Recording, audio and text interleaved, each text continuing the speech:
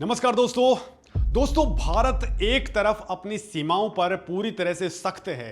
Bangladesh border पर fencing का काम अपने चरम पर है और अवैध घुसपैठियों के खिलाफ ऐसा एक्शन हो रहा है कि बांग्लादेश, चीन या पाकिस्तान छोड़ो, इस वक्त पूरी दुनिया में भारत की चर्चा हो रही है। भारत के ऐसे सख्त तेवर के बाद में बांग्लादेश चीन की शरण में जाने की सोच रहा था। ऐसा लग रहा था कि ड्रैगन अपने बेल्ट एंड रोड प्रोजेक्ट के जरिए ढाका को अपने भारी भरकम कर्ज के जाल में पूरी तरह से जकड़ लेगा और दोनों देशों के बीच में तनाव अपने चरम पर पहुंच जाएगा। लेकिन दोस्तों, ऐन वक्त पर भारत ने बांग्लादेश की ऐसी नब्ज दबाई है कि बांग्लादेश को तुरंत प्रभाव से चीन का दौरा कैंसिल करना पड़ गया है। और इसी बीच दोस्तों, भारत ने बांग्लादेश पर एक ऐसा फैसला किया है जिसे समझ पाने में चीन भी कामयाब नहीं हो पाया। आपको कुछ दिन पहले की वो घटना याद होगी दोस्तों, ईरान संकट के वक्त में जब पूरी दुनिया में कच्चे तेल की सप्लाई रुकने का डर था, तब भारत ने एक सच्चे पड़ोसी की तरह बांग्लादेश की मदद की थी। और अब भारत ने बांग्लादेश को एक ऐसा ब्रह्मास्त्र सौंपने का फैसला किया है जिसके बाद ढाका चाहकर के भी कभी चीन की गोद में नहीं जा पाएगा। जी हां दोस्तों, भारत ने ऐसा कुछ कर डाला है जिसकी उम्मीद खुद बांग्लादेश ने भी नहीं की थी। यहां पर लेकिन सवाल यह है दोस्तों कि आखिर घुसपैठ और सीमा विवाद की इस सख्ती के बीच में भारत ने बांग्लादेश के लिए ऐसा कौन सा फैसला ले लिया है जिसने पूरी दुनिया को हैरान कर दिया है। दोस्तों, जब भारत बॉर्डर पर इतनी कड़क कार्रवाई कर रहा है तो उसी वक्त ढाका को ऐसा क्या तोहफा दिया जा रहा है कि बांग्लादेश ये एहसान कभी नहीं भूल पाएगा, और कैसे भारत का ये अकेला कदम चीन के सारे मंसूबों पर हमेशा के लिए पानी फेर देगा। तो दोस्तों, जिस वक्त दुनिया के बड़े बड़े देश सप्लाई चेन के भारी संकट से जूझ रहे थे, उस वक्त भारत ने अपने पड़ोसी देशों के लिए विकास की पटरियां बिछाने का काम शुरू कर दिया था। अगले महज 60 दिनों के भीतर भारत की सरजमी पर बने 20 अत्याधुनिक रेल कोच बांग्लादेश की सीमा लांघने वाले हैं। ये कोई छोटी मोटी डील नहीं है, ये सिर्फ 20 डिब्बे नहीं हैं, बल्कि ये 200 कोचों वाली उस महाडील की पहली किस्त है जो ढाका और दिल्ली के रिश्तों को नई और तेज रफ्तार देने वाली है। लेकिन इसके पीछे एक ऐसा राज छिपा हुआ है जो ड्रैगन को अंदर तक चुभ रहा है। आखिर बांग्लादेश ने अपनी इतनी बड़ी जरूरत के लिए चीन को छोड़कर के भारत पर ही अपना भरोसा क्यों जताया?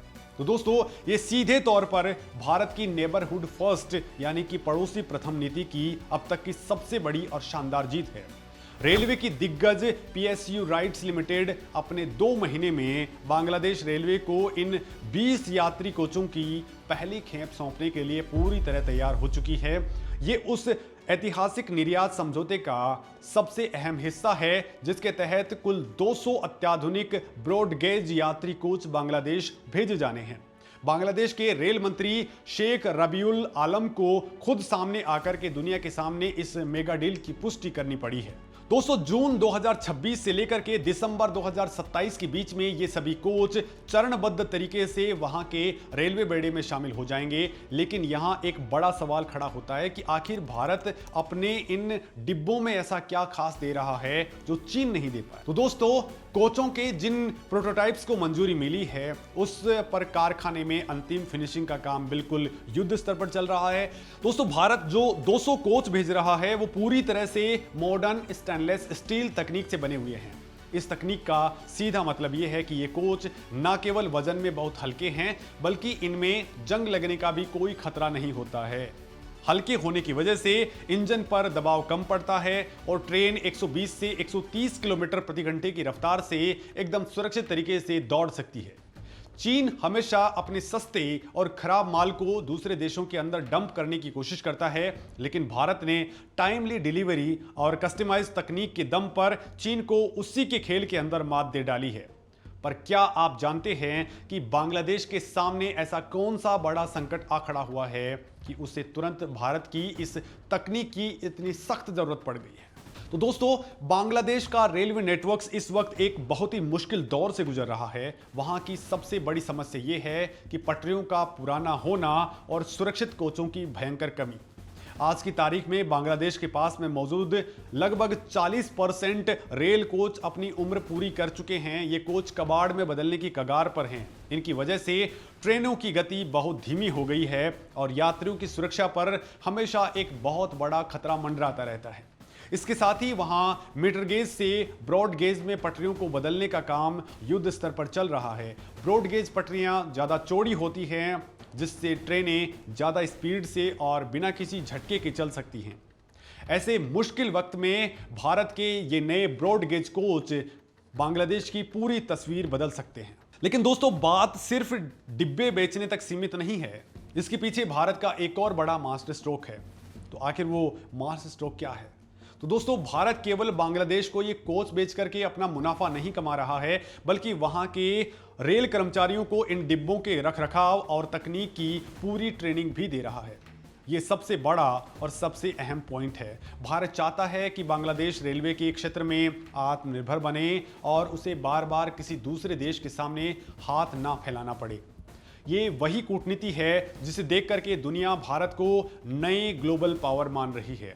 भारत ने चीन की बेल्ट एंड रोड इनिशिएट की उस चाल को पूरी तरह से नाकाम कर दिया है, जिसमें वो छोटे देशों को कर्ज देकर के अपना गुलाम बनाता है। लेकिन क्या दोस्तों, आप जानते हैं कि भारत ने दुनिया में और किन किन देशों में अपने रेलवे तकनीक का डंका बजाया है? तो भारतीय रेलवे अब केवल मुसाफिरों को ढोने वाली कोई आम व्यवस्था नहीं रह गई है, बल्कि ये एक ऐसा ग्लोबल एक्सपोर्ट पावर हाउस बन चुकी है। जरा पीछे मुड़कर देखें तो साल 2010 के बाद से ही भारत ने श्रीलंका के पूरे रेल नेटवर्क का कायाकल्प कर दिया।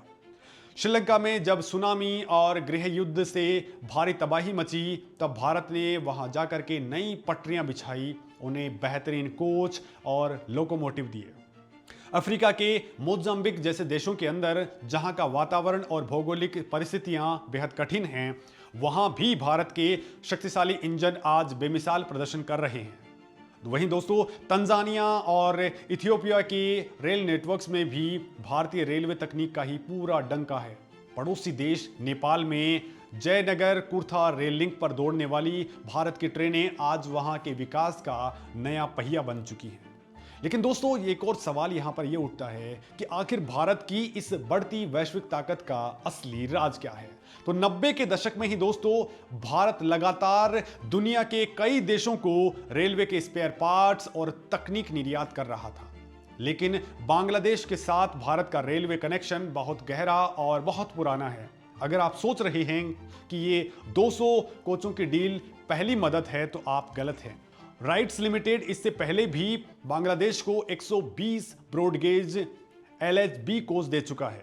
ये LHB कोच वही बेहतरीन कोच होते हैं जो भारत में प्रीमियम राजधानी और शताब्दी एक्सप्रेस के अंदर इस्तेमाल होते हैं। ये डिब्बे दुर्घटना के वक्त एक दूसरे के ऊपर नहीं चढ़ते, जिससे यात्रियों की जान बच जाती है।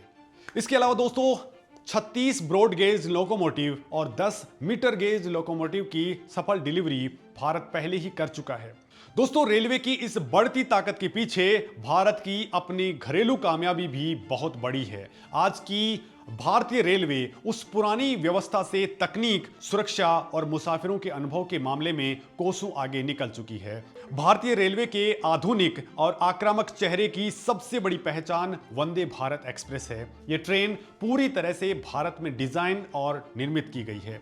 160 किलोमीटर प्रति घंटे की रफ्तार से छूने वाली ये शानदार ट्रेन अपनी एरोडायनेमिक्स डिजाइन और कवच सुरक्षा प्रणाली के लिए पूरी दुनिया में जानी जा रही है। दोस्तों, कवच एक ऐसा स्वदेशी सिस्टम है जो दो ट्रेनों को आपस में टकराने से पहले ही ऑटोमेटिकली ब्रेक लगा देता है। अब तो दोस्तों, भारत वंदे भारत का स्लीपर वर्जन भी उतार चुका है, जो लंबी दूरी के सफर को हवाई जहाज से भी ज्यादा आरामदायक बना देता है।